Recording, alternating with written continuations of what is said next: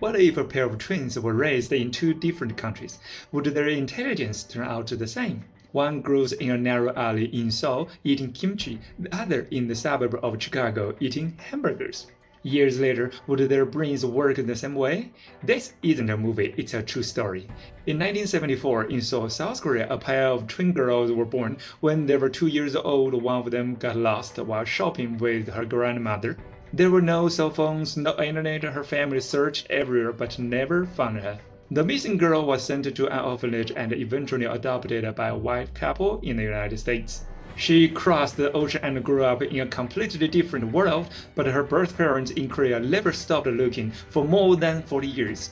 Then in 2018, both sisters decided to try DNA testing, and fate began to turn. The match came back positive. In 2021, after 47 years apart, the twins finally met again in Seoul, hugging and crying. Their reunion touched millions of people, but it also caught the attention of scientists.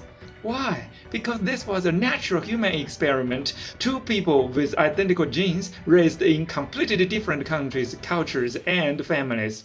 Scientists quickly ran a series of tests. The results shocked everyone. The sisters raised in Korea had an IQ of 100, while the one raised in the United States scored 84. And you have to understand first, usually identical twins differ by only about 6 points. 16 points is a huge gap, and we used to heard that Americans are not so smart.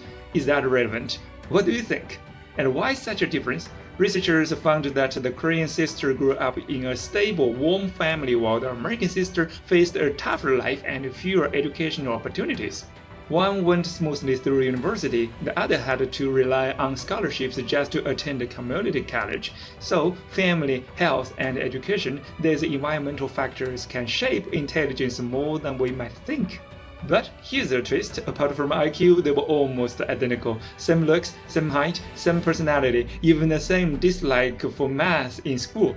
And unbelievably, both developed ovarian tumors around the same age, and both had them surgically removed.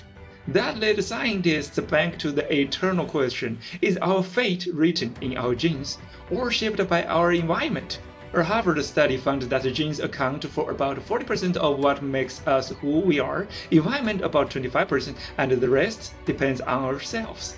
So these sisters who reunited across the Pacific are like a mirror for us all. They remind us to ask, who am I?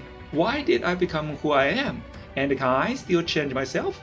The answer is simple. Genes give us the foundation, environment draws the outline, but our choices and our effort paint the final picture. Yes, we can change ourselves if we really want to. The question is, do you? Follow me on Eastern Perspective to see the world out.